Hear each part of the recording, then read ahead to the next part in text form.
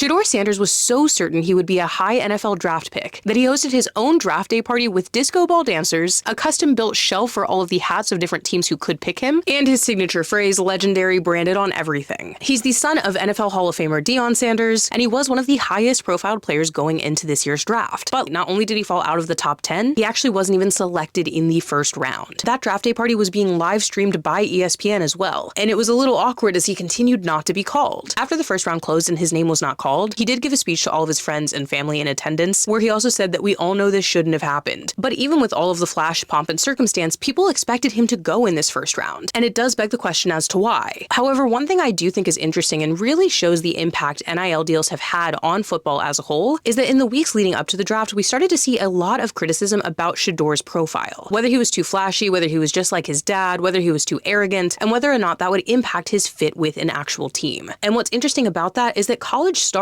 are becoming even bigger names in a different way because of NIL. The amount of money that's being poured into college football at the actual players is insane, and it really has shifted the way college football works. And I don't think NIL is a bad thing. I think it's actually been really good for sports overall, especially for underserved programs, which obviously does not apply to football, and for college athletes to finally be cut in on the profits that those schools are making off of their names. But it also does bring up the fact that it changes the way these players are being viewed as they head into the draft. College players declaring for the draft generally didn't have a global platform, didn't have the flash of money and profiles, and having already been in ads, having millions of followers on social media, and already being very well monetized. And so when we start talking about arrogance and what it takes to want to throw a draft day party like this, I think it actually points to an idea that we expect these players to be so humble because of how young and unexperienced they would be. But now they're coming in as borderline professionals already. And so it really does change the perception, where we're seeing Shedeur's personality and profile, which is so much more raised than it would be if college football didn't have NIL, being this reason why people don't feel that he would be a good fit for their team, and ending in a dramatic slide of where he might have been drafted if not for that. And it is a weird balance, right? Because college football players have found a new system that really works for them, but it is kind of affecting what it looks like to go pro.